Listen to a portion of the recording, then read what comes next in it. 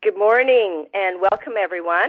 My name is Rita Koutsadimos and I'm the Executive Director of the BC Alliance for Healthy Living. We're so pleased that you're joining us today. We've got a great webinar lined up for you. But first I'd like to start by acknowledging that this webinar is being broadcast from the traditional territories of the Squamish, Musqueam, and Tsleil-Waututh, where we have the privilege to live, work, and play.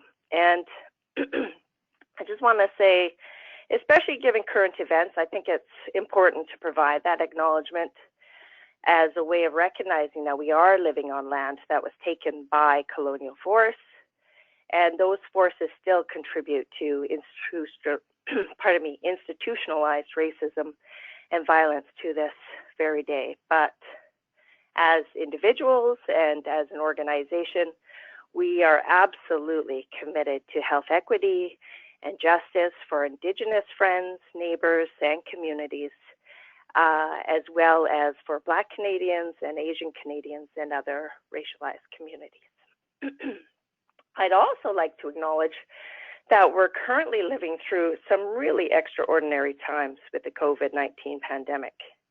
And on behalf of everyone from our organization today, we hope that you and your loved ones are healthy and well, and we extend our best wishes to those who are sick.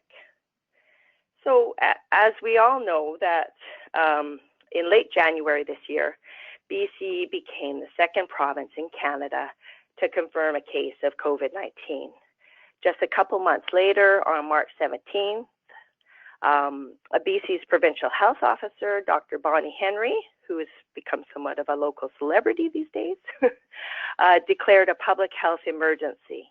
And the following day, BC Public Safety Minister Mike Farnworth declared a province-wide state of emergency. By March 21st, most recreation and community centers were forced to shutter and playgrounds were closed. Dine-in restaurants, entertainment establishments, and businesses providing non-essential services to the public were forced to close their doors. After spring break, schools transitioned to online learning, and our provincial parks were closed ahead of the long weekend on April 8th. Gatherings of 50 more were banned, and we were all asked to stay safe by staying home. And of course, as everyone knows, stay 2 meters away from others. So this has been a difficult time, and that cannot be overstated. From massive job losses to the loss of social connections, we know that living through this upheaval has taken a real hit on our health. And it's emotionally draining, which makes it very hard on our mental health. For some, a lot more than others. It's important now more than ever to stay as healthy as possible through physical distancing and hand washing, yes, but also through taking care of ourselves with healthy eating, being physically active, and getting those social connections where we can. And the worries and stresses also take away our motivation to be active, the very thing that can really help our sense of well-being. So as health promoters, we need to look at how we can continue to support physical activity through the pandemic and through the recovery phases. As a province, we've had some success flattening the curve, and it looks like there's a light at the end of the tunnel. As the weather warms up and summer approaches, things are starting to open up as we move into the next phase of our recovery plan. So we're here today to discuss what does activity look like as we proceed from staying at home through to careful re-engagement with others in community. What can we expect from this summer from recreation and parks? Will there be more space for cycling, rolling, and walking? And perhaps most importantly, how can we make sure people are and feel safe enough to be active? The three presenters we'll hear today are working hard to answer these questions during the pandemic. And we have an excellent program lined up for you. But before we hear from our panelists, I'd first like to go over a few housekeeping items. So if you're having trouble hearing, just try turning up the volume on your phone or computer. We really want your input, So we'll be asking you to use the control panel on the right-hand corner of your screen. Type in your questions for our speakers as you think of them, and then we'll have a question period after each speaker and a final round at the end if we have time. There will also be a poll. You'll see a blue screen that has multiple choice question on it. We'll give you a few seconds to respond, and then we'll publish the results for everyone to see. And finally, we will answer as many questions as we have time for. And if we miss any of them, we'll send out a post-event email with missed Q&As, and we will absolutely be posting the broadcast on our website at the end of this. So now let me give you an overview of our program today. We know that 1.5 million British Columbians are considered inactive. And even some of those who are active do not move enough to achieve health benefits such as reductions in stress or reductions in risk for chronic disease. Add to that the confusion around physical distancing rules, the disruption to organized sports and recreation activities, real fears and perceived risks about contracting COVID-19 outdoors, and we have the perfect storm where fewer people are engaging in healthy movement at a time when we need it the most. Our first speaker, Dr. Guy Faulkner, who is a professor in kinesiology at UBC and is also the Canadian Institute of Health Research / Public Health Agency of Canada Chair in Applied Public Health, will talk about the importance of physical activity during this pandemic, including incidental activity. Our second speaker, Rebecca Tunnicliffe, is the CEO of the BC Recreation and Parks Association and one of our BCAHL board members. So she'll give a behind-the-scenes overview on the plan and approach to reopen parks and recreation in our province. Our third speaker, Jesse Skomolski, is the Director of Strategic Initiatives and Active Transportation Grants at the Ministry of Transportation and Infrastructure. And he's going to talk about active transportation for a better world, plus guidelines on reallocating road space for walking, rolling, and cycling at a time when physical space is on everyone's mind. So that's an overview of the webinar, but before we get started, let's start with a question for you. So we're going to open up a poll now.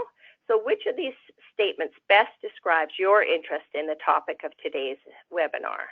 And if you see that you fit into more than one category, just choose the one that's the best fit for why you're joining in today.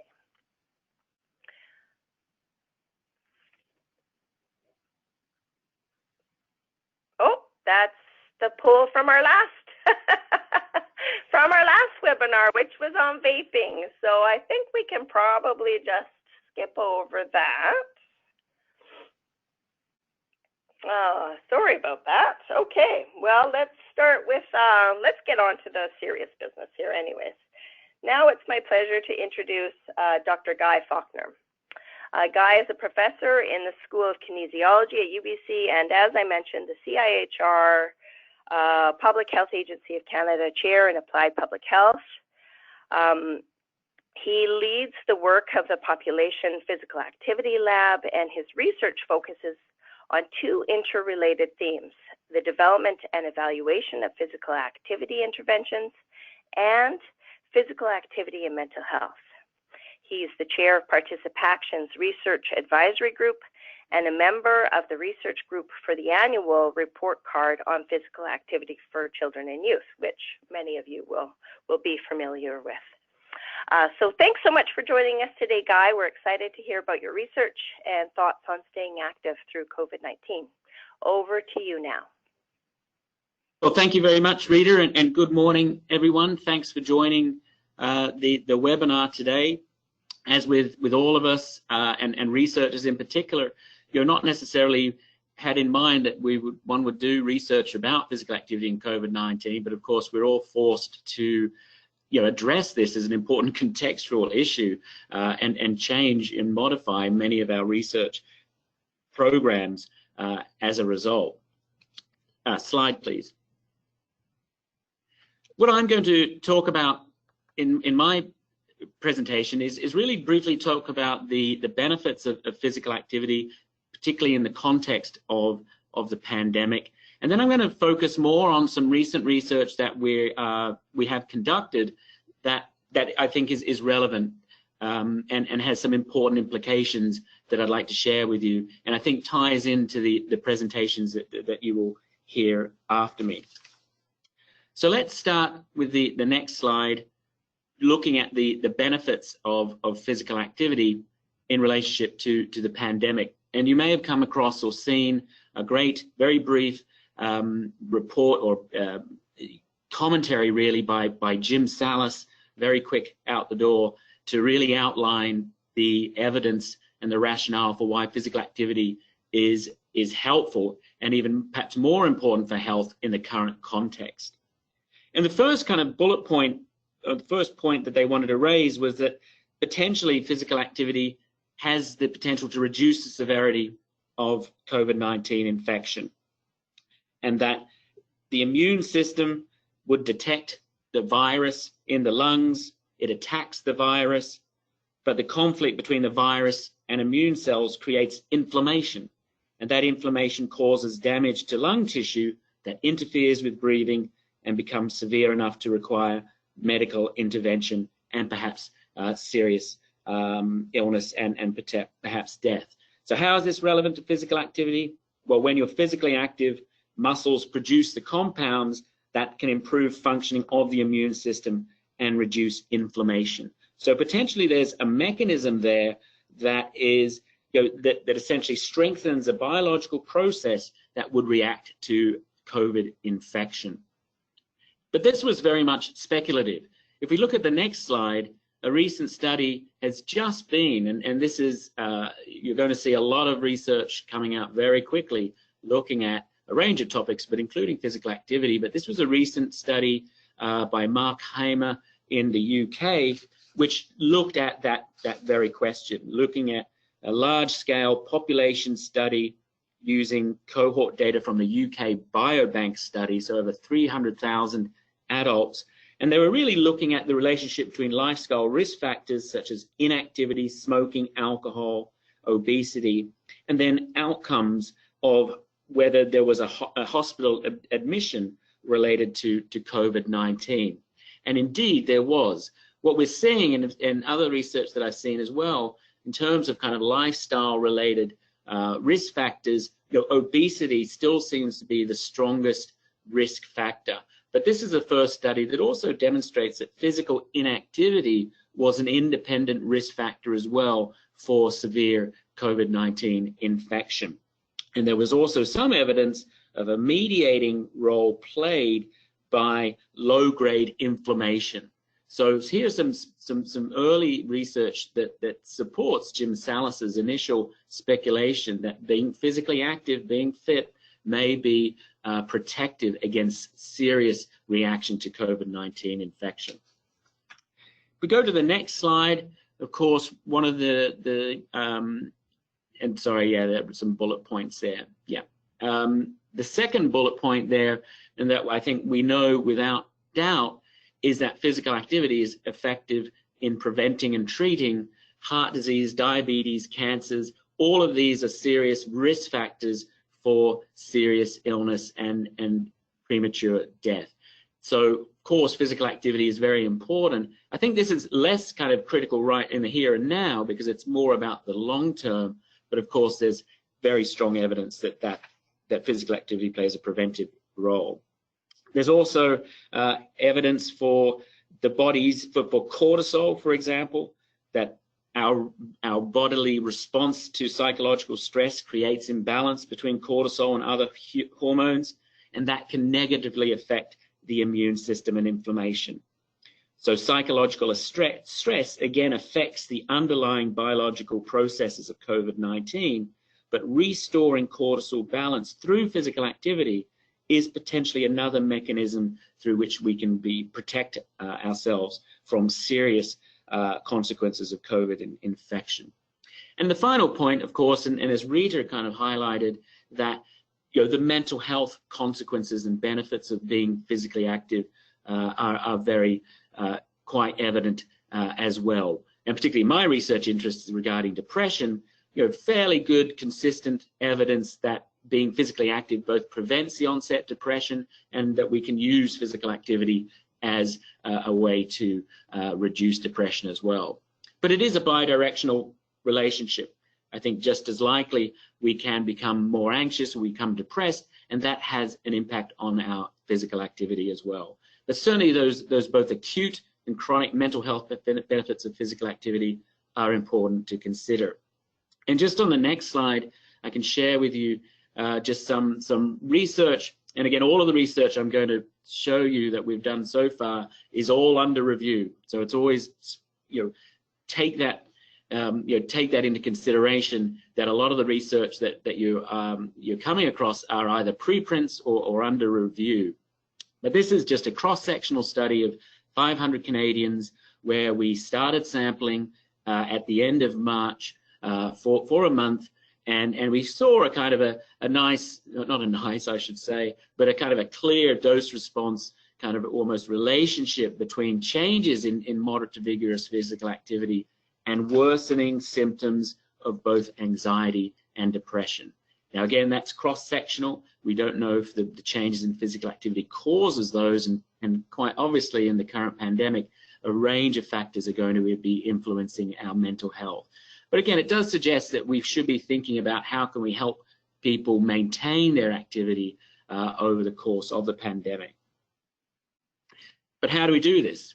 So of course, as Rita said, the next slide, we are faced with important physical distancing and distancing related restrictions that surely have an impact on how easy or difficult it is for us to play, to be outdoors, and to be physically active. And it was quite interesting yesterday going for a walk and seeing the playgrounds open again, and which was, I think, a positive sign. And next slide, for the foreseeable future, how we exercise, how we are physically active is clearly going to change.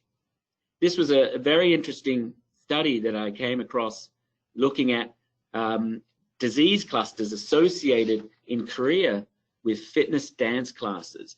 I don't know if you came across this, but if you have a look at just the next bullet point, on the left you've got a case map of confirmed coronavirus disease cases, and these were associated with dance classes.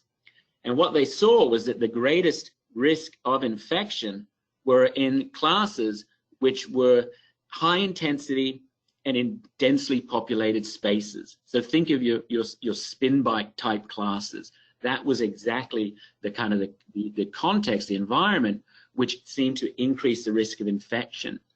If you look at the bottom left hand of the case graph, where you see lower rates of infection was when there were classes of smaller than 5 people, and when people were doing activities like yoga or Pilates. There was no actual transmission effects for people who were in Pilates and yoga classes. So again, this just points to the fact, at the moment that, vigorous exercise in confined spaces should likely be minimized for the foreseeable future. The next slide, I think also, as Rita pointed, I think the real challenge is the communication, is the messaging. We know from that previous slide that probably, and from other research, that transmission is probably greater or higher risk in indoor spaces and less likely in outdoor spaces. But again, we still have this message, and this was from an early kind of screen grab from CBC News about safe to do is really staying at home, but then this notion of using caution when you take a walk, jog, or bike while practicing physical distancing. Again, is that message really kind of suggesting that there is some risk to going out for a walk, for going for a jog? And so I think that's the real challenge that we're going to be having for a while is that kind of communication of risk and how safe it is. So I'm going to just now talk about two other studies that we've done on the next slide. The first one is having a look at the impact of the pandemic on physical activity of Canadians. And this was done using the Participation app that you may be familiar with. It's a platform for monitoring physical activity and setting goals, and you can sync the app to your smartphone health app or to another device like a Fitbit. And so again, you may have seen on social media, more likely, some reports coming from Fitbit directly looking at changes in step counts over time before and after the pandemic. And this is very much what we did in this kind of study as well. Just on the next slide, it's a quasi-experimental study because we're looking at this kind of timeline in the sand that we put at 11th of March with the World Health Organization declaring a pandemic.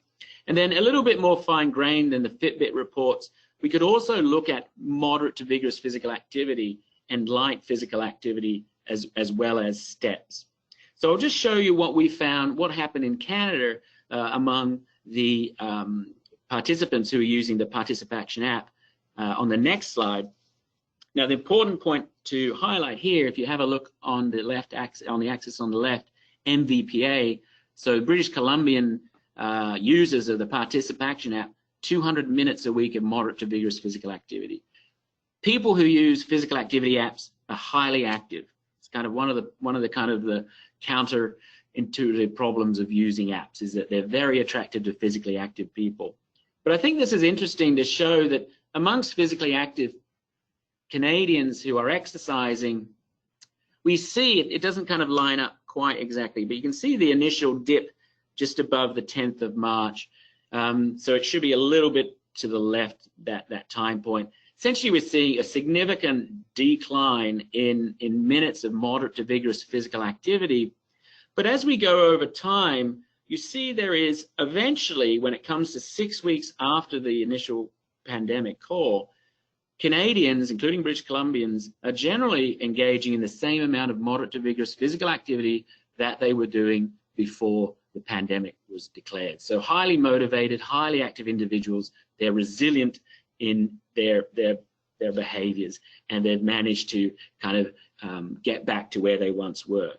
Now, if we look at the next slide, though, where we see the change, and this is mirrored also in the what we call the inactive sample within this group, so individuals who are doing less than 150 minutes before the pandemic, is that amount of light physical activity has decreased dramatically, and it has stayed lower than baseline by around 30%. So active individuals in this case are doing about 30% light physical activity than they were before. The same with inactive individuals. We didn't see any change in their MVPA before and after pandemic because they were doing a lot less, but we did see this quite concerning decline in light physical activity that still seems to be oppressed, if you like, at 6 weeks afterwards. Of course, we're now monitoring to see, well, when does this start to rebound? Just on the next slide, I think, for me, this points to the importance of looking at how do we attenuate this loss of incidental activity, because light physical activity is increasingly recognized as an important source of a contributor to our health. And it's something that we can do by looking at what you'll hear shortly, interventions that are trying to promote active travel, trying to promote incidental activity. The room to move types initiatives that are providing access to space where people can engage in incidental physical activity. So I think that's one of the first implications from the research. Just the second study I'm going to touch upon on the next slide is some work where we've looked at the impact of the outbreak on the movement and play behaviors of Canadian children and youth in a national survey. This was with a team of researchers on the next slide, led by Sarah Moore at Douglas College and working with Mark Tremblay and a range of co-investigators who all contributed. Now, the study aim of this on the next slide was to assess the immediate changes in movement and play behaviors of Canadian children and youth in terms of physical activity, outdoor play, sedentary behavior, and sleep quantity. One of the reasons for doing this on the next slide, again, as Rita mentioned, the next report card is coming out in about 2 weeks' time. I think, on June the 15th. And so Participation was interested in collecting some information to frame the release of this report card, which was, of course, created at a time, the research was done and the grading was done before the pandemic occurred. So that was the reason really for doing this study. The next slide, I think it's probably quite intuitive to appreciate that, what do you know? Kids are spending more time watching screens, they are sleeping more, they are less active outdoors, that there are very few kids who are still meeting, 2.7% of kids still meeting 24-hour movement guidelines compared to the outbreak. So clearly a dramatic change in the movement behaviors of kids, although some evidence that kids are more active, particularly through co-participation, if they are being active with their parents. The next slide kind of again just provides another visual representation of that just showing, very clearly some changes in our screen time of kids and in reductions in outdoor play and physical activity, which is of course a tremendous concern. But I think there are some interesting, when you dig into this data, if we look at the next slide, what we also found that the experience was not the same for all kids. Approximately 60% of the kids, we did this cluster analysis trying to look at what are characteristics of similar types of households, families, and kids and their movement behaviors.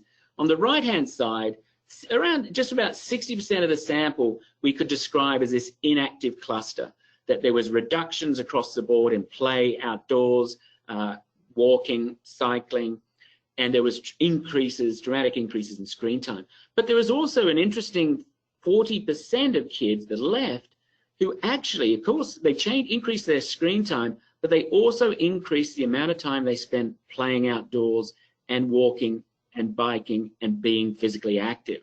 So some families are actually responded in a way that is positive for health.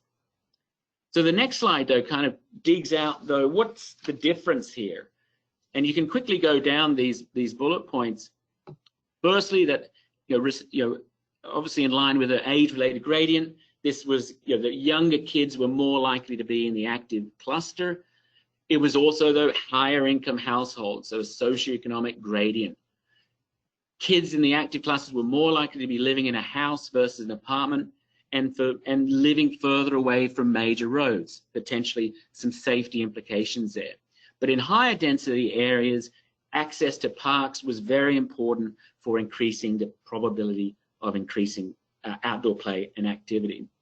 So some implications of this, I think, just on the next slide, again, of course, is that we do need to think through issues of equity, that likely the pandemic, of course, is not having an even effect on all families, on all households, that we need to make sure that our interventions and what we're planning is helping everyone. We certainly need to think about how do we support parents and children in the future, and that's partly what we're doing now with that research, is doing some qualitative work with those two clusters and looking at clusters in Vancouver and Toronto to understand a little bit more about how particularly how did parents and children manage in a way that they were able to maintain their outdoor play and physical activity. And of course, I think I'll come back to that final point of this communication about, yes, we need to be safe, we need to kind of get that message of staying at home, but at the same time, we can't lose the message as well of getting outdoors. And I think that's the real tricky part of how we do that. Just on the final slide, looking ahead, I think to echo, this was a comment made from Jim Sallis in his commentary, is that, of course, physical activity should not be an afterthought, given its important value for health, mental health, but also potentially as an important factor in reducing the risk of serious reaction to COVID infection. I think, again, I think if you would agree as well, I've never seen so many politicians, public health officers talk about physical activity and talking about the outdoors. So I think this is perhaps a positive change, and I'm interested whether we can collectively build on the momentum to position physical activity as fundamental to public health, but ensure that we are, prepared for the new normal, but also future waves of infection. So not just thinking about resuming normal affairs, but really about revision, not just how can we recover, but how can we make things better. Okay, I'll stop there. Thanks. I've just got one more slide. Thank you very much for your attention. Excellent. Well, thank you so much, Guy. That was a really interesting presentation, and not surprising to see that the health inequities that continue to persist in physical activity through this situation, which many say have actually put a microscope on existing inequities in our society.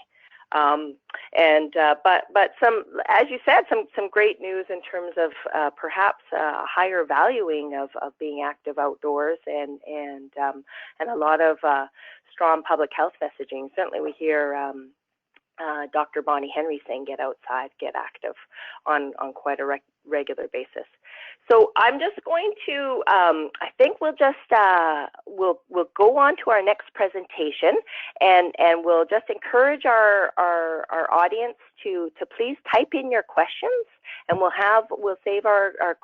make sure that we have some questions for Dr. Faulkner at the end of the session. So thanks again, Guy. Now it's my pleasure to introduce Rebecca Tunnicliffe. As I mentioned before, Rebecca is the CEO of the BC Recreation and Parks Association and a wonderful board member for the BC Alliance for Healthy Living. And I'll just say that Rebecca's career in leading provincial nonprofit organizations has been driven by interests in the arts, in education and health, and her focus has included broadening relationships with provincial government and other sector partners, strengthening and engaging her members, and increasing funding and program opportunities to create high performance and inspired team culture at the staff and board level. So thanks so much, Rebecca. We know that you've been really hard at work on some of the restart and reopening plans, and we're just really interested to hear from you. So I'll turn it over to you.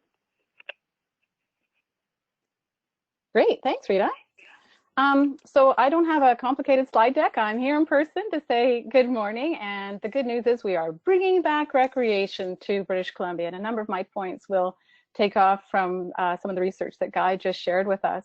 So just to position BCRPA, of BC Recreation and Parks Association, represents all of the local governments throughout the province, the Recreation and Parks departments. So we represent about 500 indoor and outdoor recreation spaces, and hundreds and hundreds and hundreds of parks, and thousands and thousands and thousands of kilometers of trails. So I'm going to talk with you a little bit today about what closed when the pandemic was announced, what's opened, and what is reopening, and how and why. It's a pretty complex network, public recreation. It's your tax dollars providing you with equal access to all these facilities and amenities. And there are many factors that allow that to happen that have been compromised with the pandemic, and equally with the effect on the economy with our tax dollars, and with what British Columbians are wanting to do right now. So what happened in mid-March is that with Dr. Henry's orders to physically distance and to limit gatherings to 50, our recreation centers experienced a domino effect of closing. So one by one, within a couple of days from March 12th to March 15th, all closed. They were not ordered closed. You'll know that a lot of all of the private gyms were ordered closed. So to reopen, they needed to follow a different structure than we did. We could reopen at any time. So you'll notice that in municipalities throughout the province, some things are closed and some things aren't. And I echo what Guy said, never before has recreation and physical activity been so focused on, both at the media level and also at the PHO level, and with our politicians. And I'll talk a little bit about mayors and councils who are responsible for the recreation facilities and the provision of public recreation. So when the pandemic hit and the indoor recreation facilities closed, it's shone a real spotlight on the value of public recreation. And from that day to this, the main concern that mayors and councils hear, both the hue and cry, the complaints, the desires, are for a reactivation of public spaces and recreation. 75% of British Columbians visit their recreation centers every year, and almost all British Columbians visit their public parks and trails every year. So when we saw that 75% could no longer access their recreation facilities, there immediately became a call for access to those again. So that's one of the positives, I think, of the pandemic, is that people have found a way to become physically active without being dependent on indoor spaces. We were really happy when Dr. Henry said about early in April that outdoor spaces are okay, go play outside, just keep your physical distance. Outdoors better than indoors. And we saw a 60 to 70% increase in public access to our local parks. Provincial parks were closed, but our local parks never closed. In our outdoor parks, our outdoor spaces, there are public amenities, skate parks, on and off leash dog parks, benches, racket courts, playing fields. In some municipalities, these never closed. In some municipalities, they all closed. If you live in Vancouver, you saw tape everywhere on benches, on fountains, on playgrounds. And in some municipalities, the smaller ones typically, those did not close because the public immediately reacted and were able to physically distance and keep those 2 meters apart.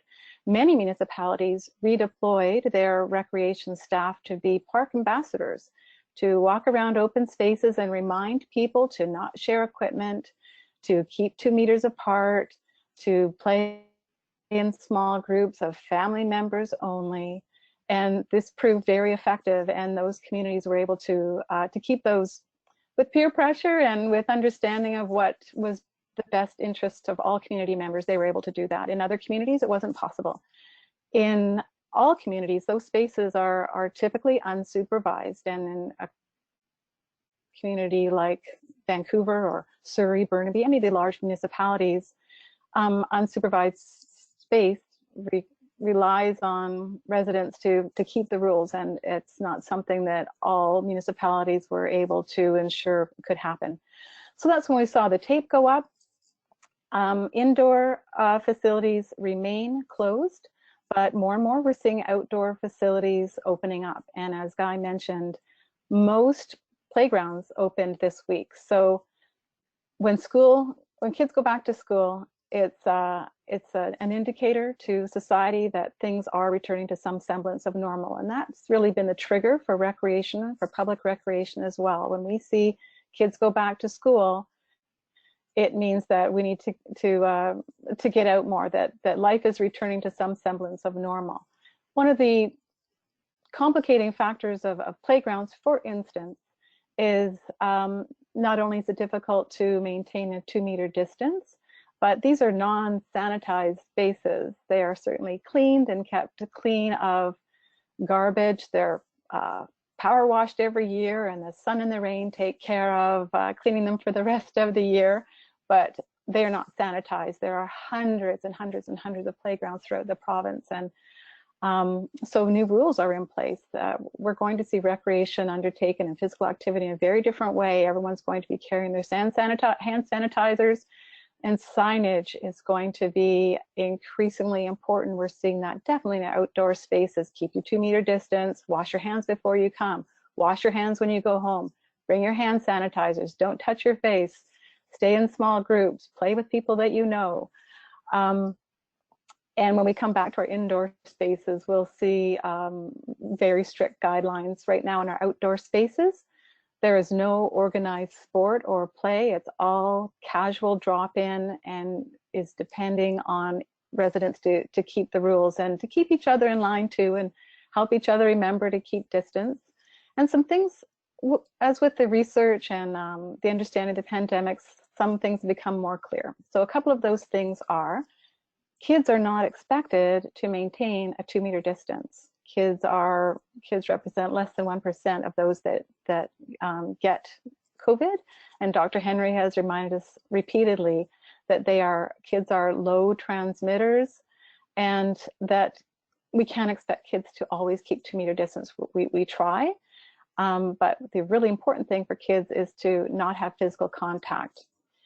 So understanding this has helped us to open those playgrounds. And just yesterday, we had requested last week that there be a provincial understanding about playgrounds and spray parks because of the 2-meter distancing, because of lack of sanitization. So yesterday, all of the health authorities, along with the PHO, issued a statement about what's expected and what parents and kids can expect in playgrounds and spray parks. And those are the things that I've just mentioned. They are not sanitized. You use them at your own risk. Come with your hand sanitizers. Don't sneeze on anything. Stay home if you're ill. So similarly, 50-person limit. Initially, that was categorical. What has emerged now is, and this is from Dr. Henry, is that is meant for single events. That is not intended for regular activity. So returning to your recreation center will not be limited to 50 people. The primary golden rule going forward until there's a vaccine is the 2-meter distance rule. So I'm going to talk a little bit more about what you can expect when you go back to your indoor spaces around some of those guidelines from Dr. Henry. So going back to what happened in mid-March and what is open and what is closed, the indoor recreation centers remain closed. And one of the things that's going to help us get recreation back is this guideline that you see on your screen now. So on May the 1st, Minister Bear called us to ask us on behalf of Dr. Henry to create a recreation sector standard for restarting. And a few days later, the Premier mentioned or announced the BC Restart Plan. So this was part of the BC Restart Plan. Every sector will have a guideline, and we have written the sector guideline on recreation. The corollary of that for sport is the VIA Sport Guideline, which was published yesterday. Our two guidelines work hand in hand when it comes to the reactivation of sport on our fields, on our racket courts, both outdoors and indoors. So in the moment, those have not yet reemerged. So the public PHO office, the province has a 4-phase plan for reopening. We're at the beginning of phase 2. Recreation has a 4-level plan that aligns with the 4-phase plan. We are now in the beginning of level 2. Level 1 was the opening of outdoor spaces and to casual play with people that we know and are in our bubble. Level 2, which we are just beginning to open now, is some more organized activities. So we're going to see summer camps for kids. We're going to see a little bit of organized sport outdoors for very small groups, and this will be guided by the VIA Sport Guidelines. We will not see a return to competitive sport until we see a vaccine. So until then, sport will be focused more on skill development and on fun and on very small groups coming together, and that will be more into phase 3 of the restart plan for the province. So what the role of BCRPA through this guideline is setting up expectations, and there are really 3 fundamental things that are going to be different now and that are currently different with recreation. And the first is the 2-meter distance, whether indoor or outdoor. The 2-meter distance is sacrosanct. So what we're doing right now for our indoor spaces, as we prepare to open those probably in the fall, most recreation centers are looking at a September 1st return when school returns, probably in larger numbers than right now. Creating signage, lots of signage about don't linger, keep your 2-meter distance, pass through narrow spaces quickly. Floor markings for one-way entrance will be there, plexiglass to separate those areas where we can't maintain a 2-meter distance. When you go into the gym, you'll see the equipment all 2 meters apart. There'll be lots of hand sanitizer. Access to change rooms is going to really fundamentally limit the number of people in our spaces. And in terms of limiting the number of people in our spaces, it's going to be based on a 2-meter distance rule, which in an indoor space equates to a 5 square meter distance. So if whatever the size of your usable space in a recreation center is, that will be divided by 5 square meters, and that will determine the occupancy for the entire space. But any particular space at any particular time is going to be governed by the 2-meter distance. So you'll see that in the yoga studios, in the spin classes, in the Zumba classes. That means there's going to be fewer people in our recreation centers and all of our programs. And that's going to affect how many people can access indoor recreation. It's also going to affect the cost for municipalities of restarting those programs, knowing that they're going to be probably reduced to half for most of them. Another factor is the hand hygiene, and so there's going to be a lot more access to hand sanitizers, reminders to people to go into the washrooms to wash their hands. We're going to see people come to our rec centers in their workout clothes and leave sweaty because there won't be access to the change rooms, or people won't want to wait to get into the change rooms. Our pool space will be different. The great thing about chlorinated water is it does not transfer the virus, so once you're in the water, you're good. Getting in and out is still something that we're working on. In terms of when will everything get back to normal, when there's a vaccine, we know from Dr. Henry that we can expect the 2-meter distance to last probably a year. So what that means for the future of recreation is that we're going to be seeing a lot more opportunities for recreation outside. We're going to see more covered spaces with spin bikes taken outside. We're going to see a lot more use of our fields for purposes which we haven't used them for before. There's certainly not going to be large groups gathered doing club sports on our fields. And one of the real values of recreation, and the reason people congregate to their rec center in our communities, is because that's where we see our neighbors, and that's where we feel connected, and that's how we know things are what's going on in our community. So our recreation professionals are going to be looking at a different way for communities to engage with each other and get physical activity that they need, but also be able to connect and to gather while being kept safe. So we see the future of recreation differently than we experienced it up to mid-March. And as Dr. Henry says, be kind, be calm, be patient. That's the calling card for recreation, is please be patient as we all try and figure out this new scenario together. I think the great value of our future is that we're going to be spending more time outside and getting used to physical activity and connecting in new ways, and finding different ways to be physically active that we haven't enjoyed before because we liked going for our swim every morning. And now that swim may be half the amount of time and half the number of times. So we're going to be looking for other things to do. And with that, I'll turn it back over to Rita. Oh, thanks so much, Rebecca, and thanks so much for your leadership in leading this important sector in terms of the restart plan. It's a little bit sad thinking about our recreation centers, which are such community hubs and points of connection within our community, as you mentioned. But as you say, perhaps this is going to strengthen our relationship with parks, which is the great outcome. And so we have a minute here for questions, and I do have one from Corrine Cutler, which is a bit of a comment, and she says maybe we need to look at ways to promote more options for physical activity classes outside, providing the space and accessibility in communities.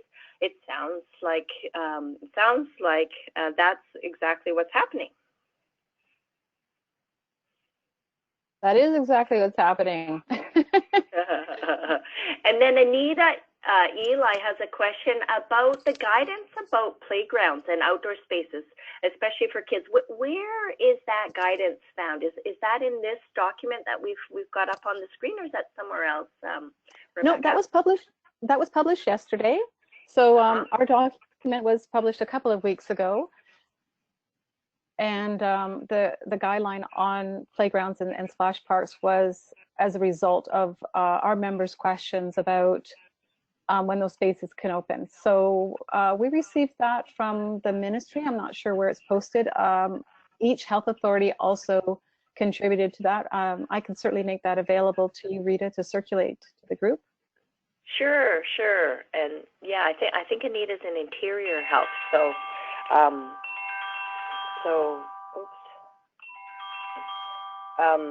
so we'll make sure that that's available to you, Anita.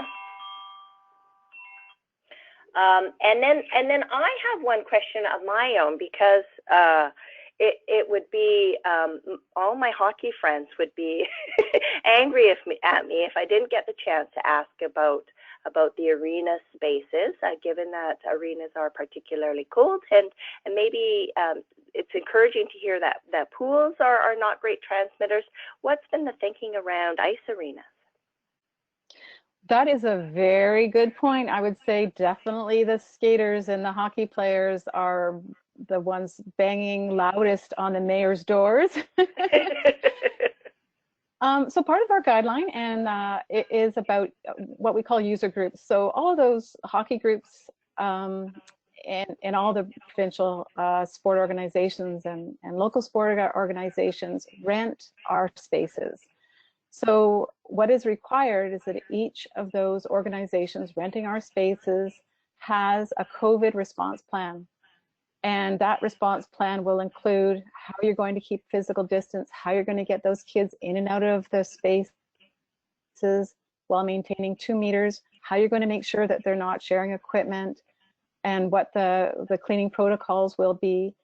Those organizations will present those to our recreation centers, who will say, great, you've got a plan, here, sign this agreement as you do every year, and this will be your space and time. A lot of the arenas are looking at opening later this summer, because that's really when a lot of those camps are. So one of the things I wanted to mention about the factors in reopening is the cost and the personnel. So with recreation, with local government, thousands and thousands of people have been laid off because these facilities have been closed. Fortunately, most of them are on the CERB. So those people need to be recalled and be trained in the COVID protocols. Those spaces need to be prepared, as I had mentioned, and fewer people are going to have access. So some municipalities are not going to be able to afford to open their spaces in the timeline that they would like. So this summer, about half of the outdoor pools will be open because of the tremendous cost of preparing those pools and recalling the staff and training them. And the summer being such a short timeline, especially now that these guidelines and the reopening of the province has just started. So the same will go for arenas, that it really is dependent on each municipality's ability to afford to open those arenas. And a lot of municipalities are asking their community, what is your interest? If we open, will you come back? So when I mentioned complications earlier on, these are some of the things that factor into the ability for our community to open up its facilities. Yeah, it is really quite a complex undertaking, isn't it? It is. Yeah. Well, thank you so much, Rebecca. I think we'll end it there and just invite people, if they have questions, other questions for Rebecca, please put those into the question box, and we'll have a little Q&A at the end of all of the presentations. So now it's my pleasure to introduce Jessie Skomolsky. Jessie is the BC Ministry of Transportation and Infrastructure Director of Strategic Initiatives and Active Transportation Grants. His responsibilities span a diverse portfolio of projects beyond the active transportation strategy, including leading the province's active transportation infrastructure grant program and following its renewal and expansion to increase eligibility, and the BC Active Transportation Infrastructure Design Guide, which, if any of you have seen it, it's a great big fat guide, and apparently a real global first in developing something that is so comprehensive. So, thank you so much for your work on that, Jessie, and we're just so pleased to have you here today to speak about the possibilities of active transportation during this challenging time. And I will turn it over to you now. Okay, thanks very much, Rita, and a big thank you to Rebecca and Guy. I'd also like to take a moment to acknowledge the acknowledgement that you created at the beginning, Rita. I thought that was fantastic, the way you addressed the diversity and the universality of humanity. So thank you for that. That was a nice tone to set. These are such strange times, but if there's one thing that we can do, it's come together as people and be here to support each other. So I'm here today as a representative for the Ministry of Transportation and Infrastructure. I've been involved with the active transportation portfolio for a few years now, and I've got a lot of context for this, and I can explain how the province is currently approaching active transportation, what its intentions are for the future, as those were set at about this time last year, and talk about how we're adapting to this new reality, this new normal. And I think with Guy acknowledging that, this is now an area of interest for all, politicians, for community leaders and advocacy group representatives, I think there's even more focus than ever on how people move and how that relates to physical wellness. So I'd like to move to the next slide, and I will talk about what I'm going to talk about.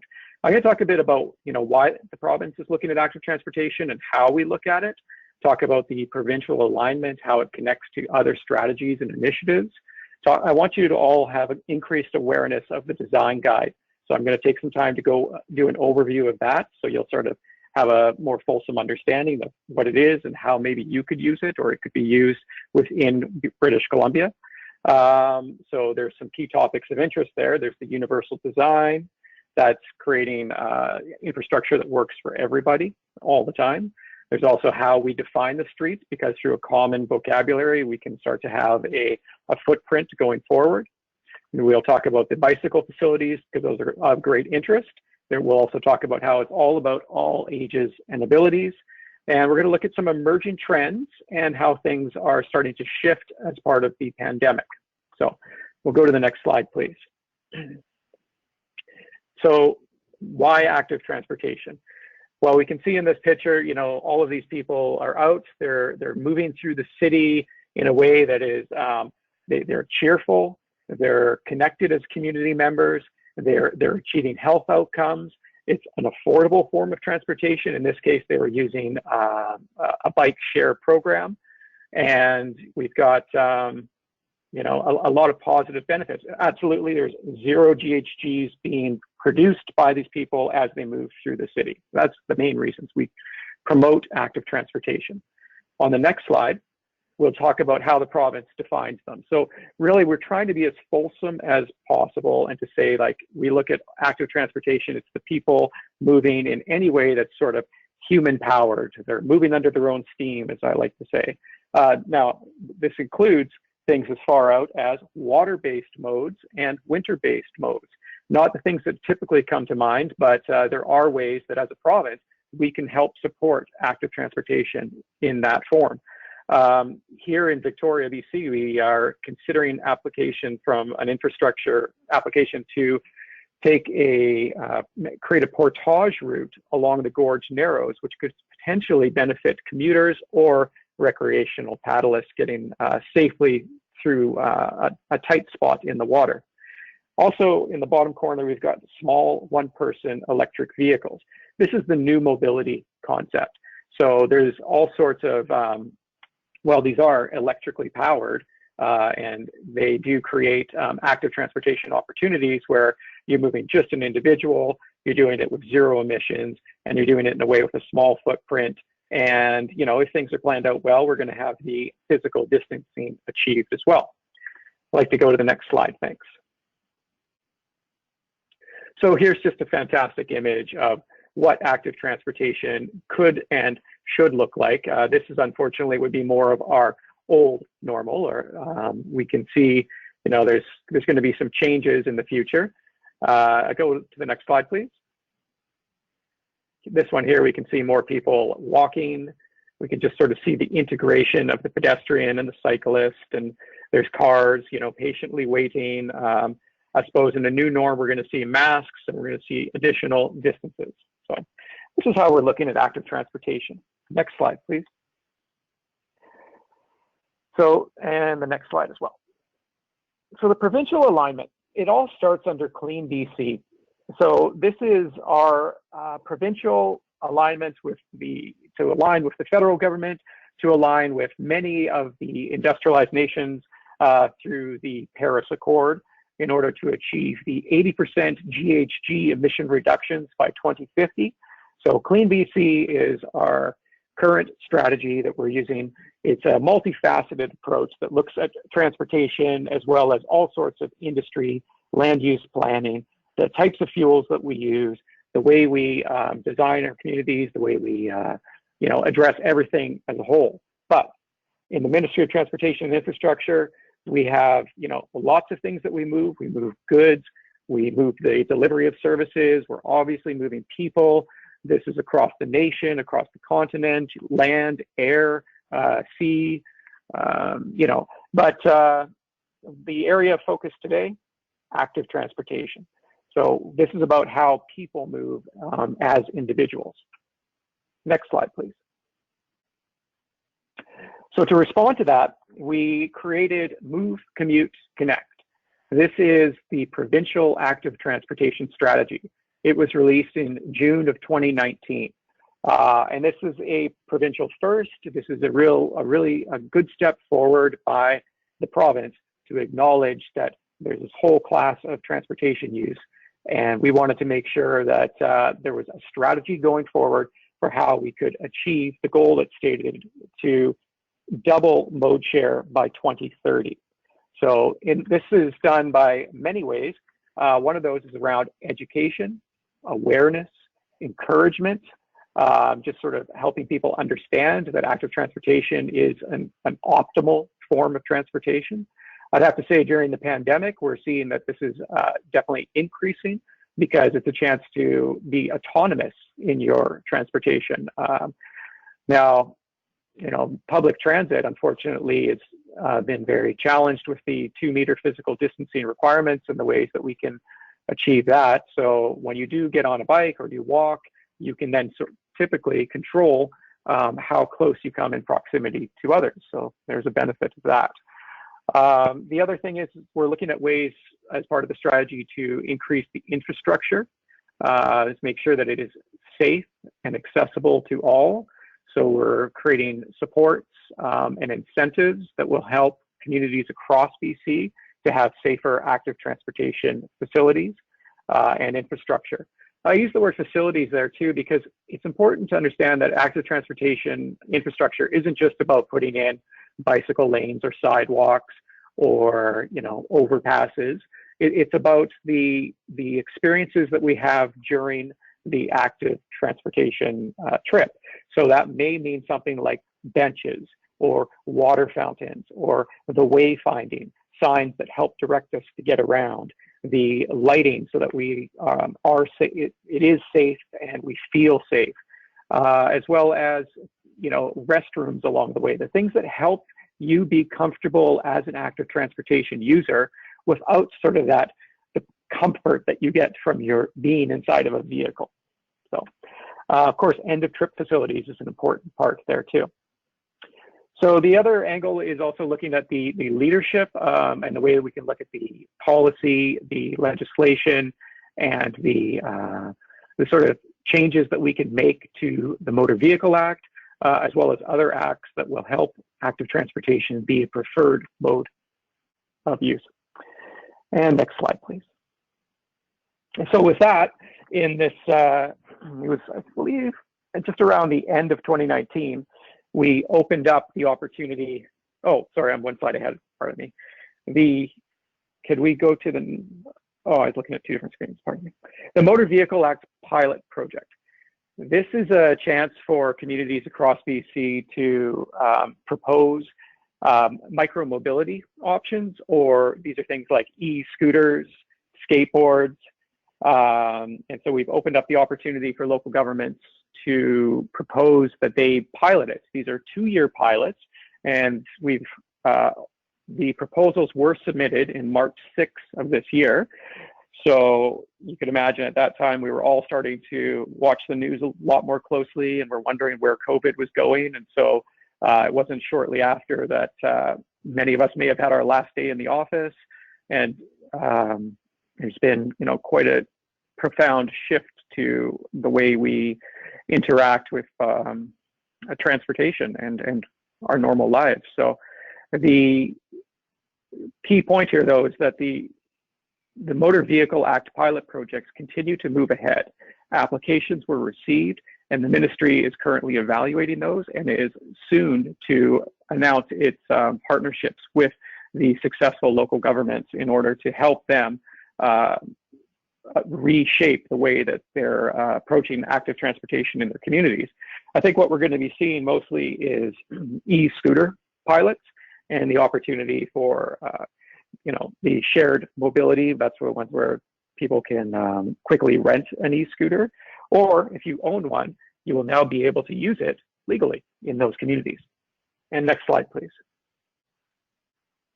Another major initiative was the BC Active Transportation Infrastructure Grants Program. So typically, the province has always supported active transportation, but that was defined mostly for cycling under the Bike BC program. This new program acknowledges all forms of active transportation. And so the grant program gives the opportunities for all local governments, but with an emphasis this year on Indigenous and smaller local governments, to develop things such as active transportation network plans that help support active transportation infrastructure enhancements. So we wanted to make sure that communities had the support they need to create a bit of a transportation master plan that focused on active transportation, so that we could have targeted proposals in the future for cost sharing from the government to support these communities, to help expand their networks and to create a more seamless, integrated approach for active transportation. I don't know if any of you have gone out and had the experience where you're going from one community to the next. We have a lot of municipalities here in Vancouver Island, and all of a sudden the active transportation experience changes mid-route, or this program is all about helping to ungap that map and to create a seamless approach.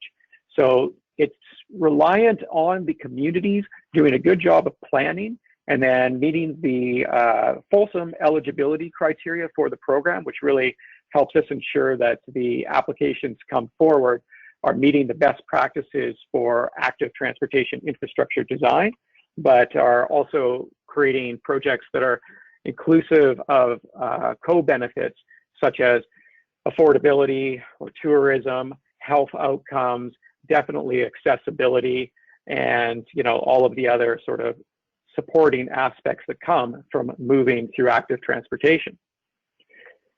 So the next slide focuses on the active transportation design guide. So this was part of Move Commute Connect. We created very large, yeah. It was a 576-page design guide. So if you recall what a phone book used to be like, it's very similar in size to that.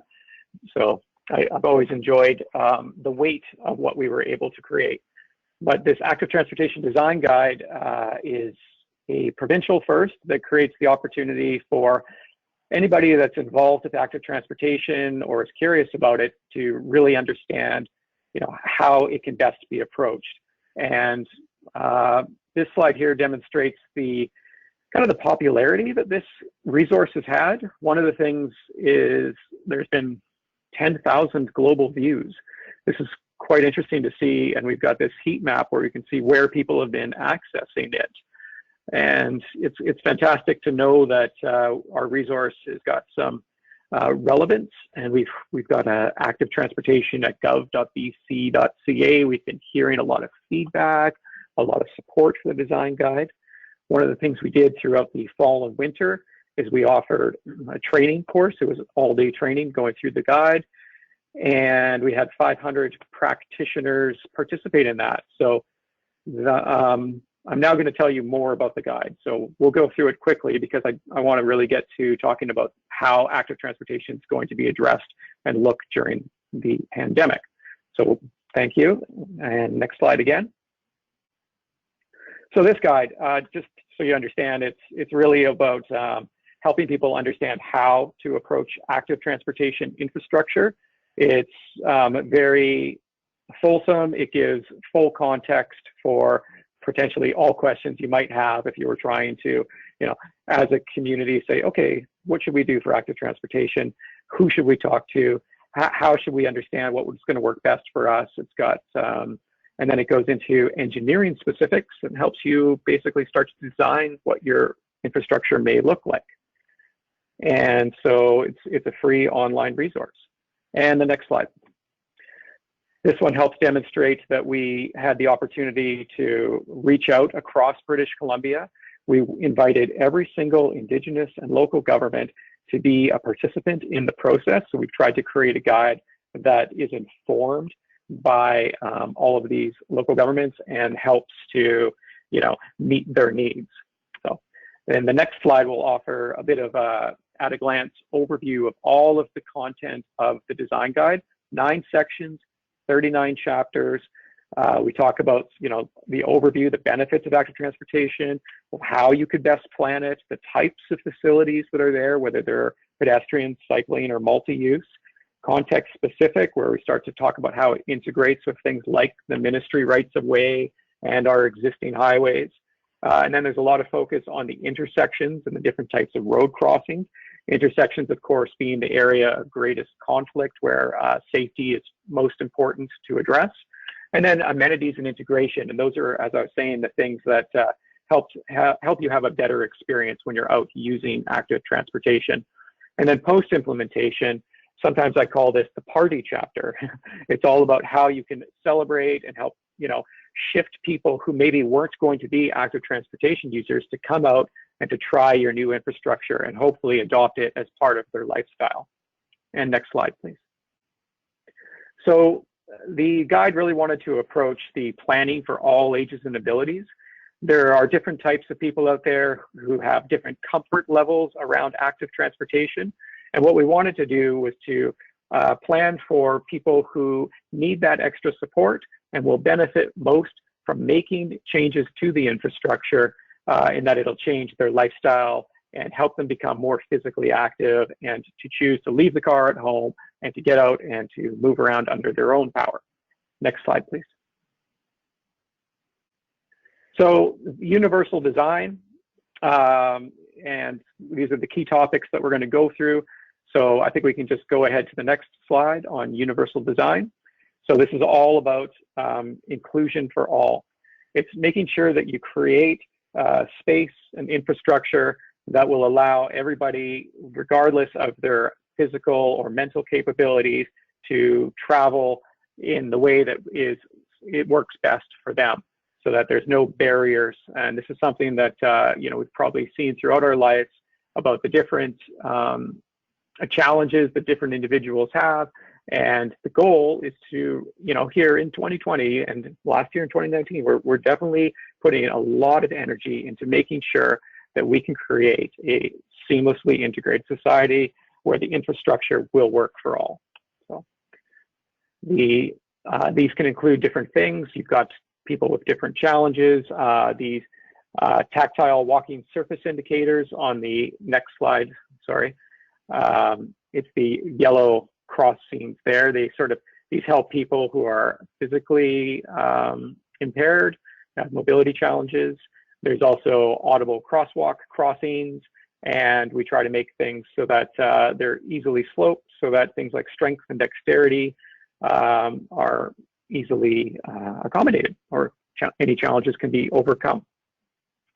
In the next slide, we talk about defining the street. This is where I indicated there could be a common vocabulary. So through this, we're able to, have amongst all of the practitioners that are out there an understanding of the different purposes and the different types of infrastructure that we find in, this is an urban environment. In a rural environment, you're going to be missing a few things, or things will shift a bit, but we try to create a way that we can, talk a common language, and we can plan and apply the different infrastructure treatments in a way that's most efficient and effective. And on the next slide, we use this to sort of demonstrate, when you want to have a different type of infrastructure treatment.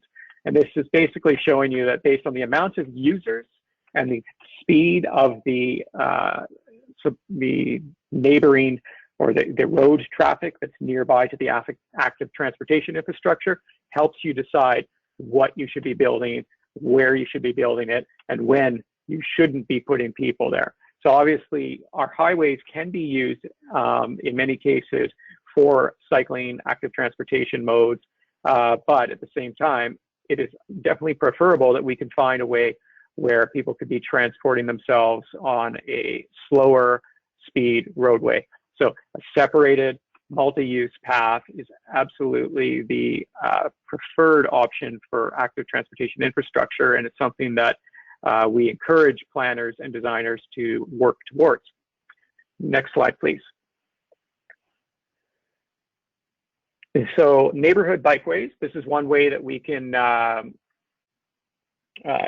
create a safe infrastructure experience for active transportation users. There's all sorts of different treatments that we can put in, but basically it's about traffic calming. So we can only design a roadway within the constraints of what is there and what is existing for the current space. But neighborhood bikeways create the opportunity definitely to traffic calm. So in the guide, we actually have lots of different types of treatments that can be applied. And these are at the disposal of any planner or designer. And next slide, please.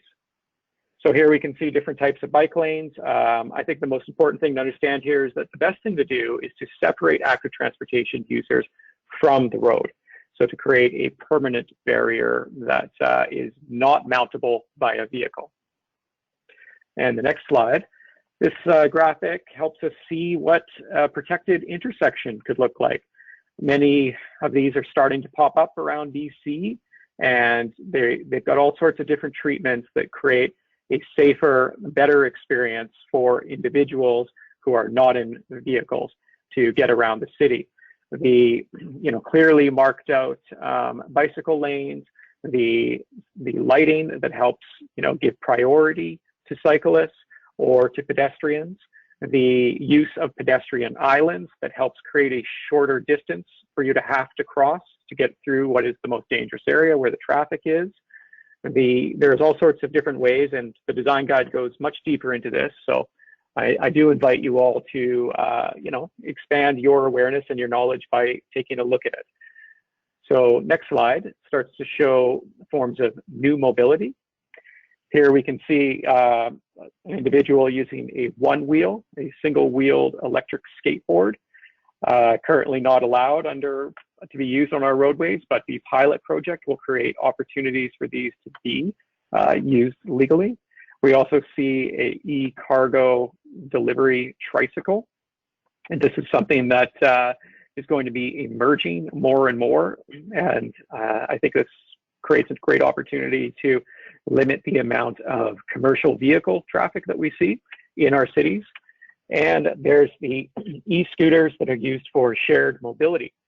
So there's been quite the shift in COVID-19 reality where these are starting to pull out of some communities. The usage of them has become a bit of an issue. And some of the companies, I think Bird, that's in this graphic here, they're having quite a marketing and business reality shift at this time. So in the next slide, this is where we start to, I guess we were almost foreseeing the future. This was in the design guide, and it's all about rapid implementation and the way that you can do like a pop-up bike lane. You know, these take some planning, some forethought, some consultation and engagement. But then once you've got an idea in mind of an area that would benefit from having a bit more of a delineation as to where the active transportation should safely be and where cars should be separated, you could start to put in quick barriers, or sometimes I've even seen communities use like planters, like just bringing in potted plants or putting up cones. And so these were sort of done just to sort of test and to pilot an area. And then, you know, quickly after that, you could make the transition and say, well, that's a great area for a bike lane, and let's go ahead and do that. So in the next slide, though, this is where we start to, you know, this is our new reality. I'd like to thank all of, like, you know, co-presenters and everything they talked about with the how we can move safely and how we can, you know, things are shifting and how we've got this new norm. And it truly is a lot to get our heads around and to understand what it's going to look like. But really, it's going to come down to more space. We all acknowledge that it's really important that we do keep moving. It's so great because we get the physical activity, the mental, the spiritual benefit. We get the opportunity to get out of our homes, to connect with others, to see each other out in the community, and to know that, you know, we're here, we're in this together, and everything's okay. Personally, I know that enjoying the outdoors and getting out during this time has been immensely valuable, and it's really, in a way, kind of helped rekindle my own neighborhood where I see people more, and we have like a greater connection. So getting outside is absolutely important. So the next slide helps us. This is something that I took on as a project right after learning about, you know, where we are in this COVID-19 situation, that I started to see that there was an opportunity to release some guidance on, you know, the reallocation of roadway space for physical distancing. So the ministry and its engineering team, its leadership team, and the active transportation team, we were able to create some quick guidance and to release it throughout the province. It was on April 22nd that we were able to say, like, okay, if your community is considering creating additional space for physical distancing in order to accommodate people getting outside during COVID-19, here's the guidance. Here's what it could look like. So we created 3 options around. This one here is for a full road closure. And then the next slide here will show us the, you know, a single lane closure. And this might be one of the ones that you've experienced. I don't know if anyone, it'd be interesting to hear if anyone's had any experience with this and what it's been like for them. I personally have, and I've gone out and enjoyed seeing, like, wow, okay, this road is now closed, or this lane is closed. And those first few steps when we got out of our house in late March, and we were starting to wonder what it's going to be like, and, you know, where's the virus, who has it, who doesn't. You know, it was a very stressful time. So these shifts were made in order to help create, not only like limit the COVID-19 transmission rates, but also to help people, you know, feel comfortable moving around in their communities. So in this slide here, we can see all sorts of examples of different communities across Canada. This is, you know, And then in the next slide, we can see some more. And then here's an example of how the skateboarding community has responded. So when we think of like active transportation, it's important to consider all of the user groups. And here's some guidelines for skateboarders. So not only are they sort of trying to lead the charge by saying clean hands save lives, but also in that graphic there was some rules and the type of signage that we're probably going to see around a recreational facility such as skateboarding parks. Great. Thank you so much, Jesse. That's wonderful. Really interesting presentation, and certainly your passion for active transportation comes right through. And we're just going to have to cap it right there. And it's great that we're on the questions now, because we do have just 5 minutes left in the webinar, and we do have a couple questions. So I did want to get to a few of those. So thanks again. We have a question here about swimming from Anita Eli, about what about swimming and other water sports in lakes or other bodies of water? Is there a possible solution to increase those facilities? I guess that's probably for you, Rebecca. Yeah, so I guess the thing about open water is the same as treated water. The virus doesn't spread, so it's a really safe place to play.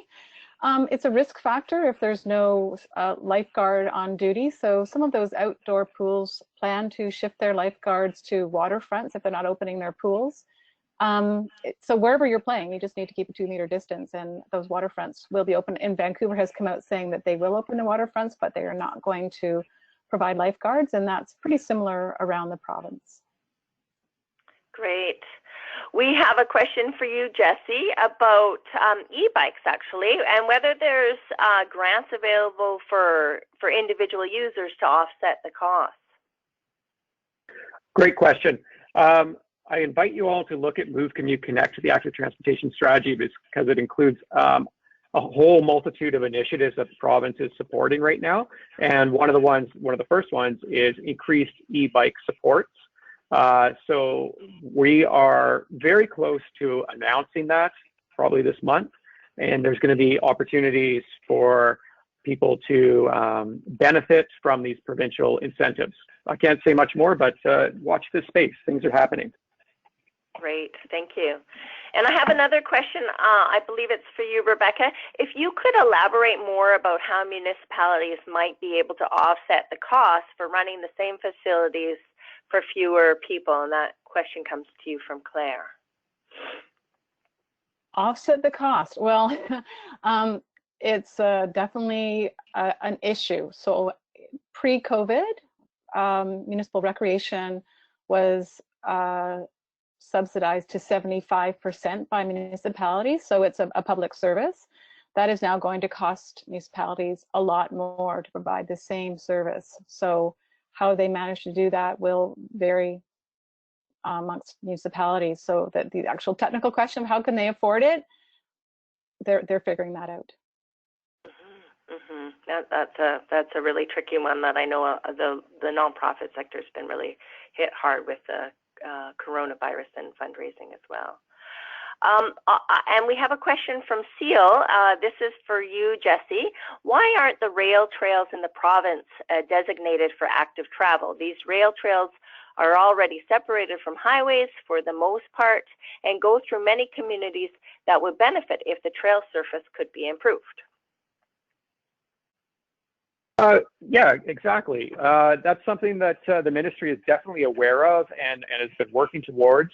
And there's a lot of partnerships involved in that. So but the notion is spot on.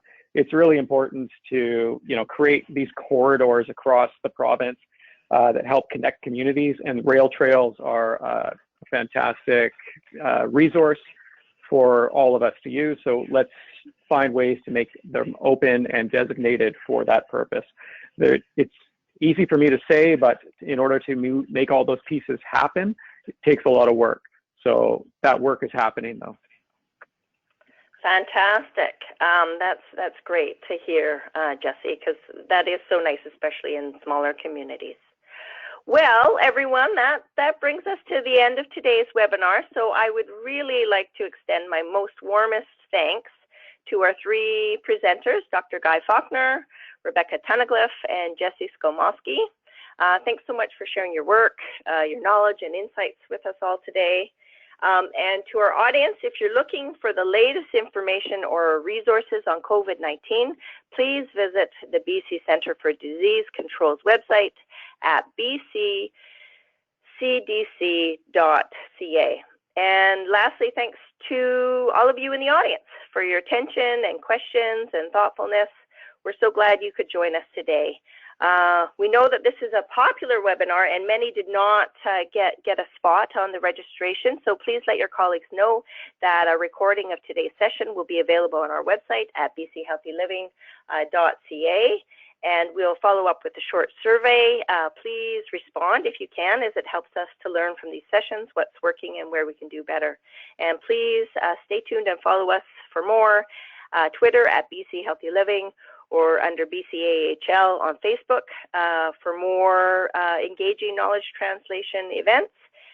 Thanks again for joining us today. Stay safe, stay connected, be kind, physically apart, and stay active, everyone. Have a great day. Bye-bye.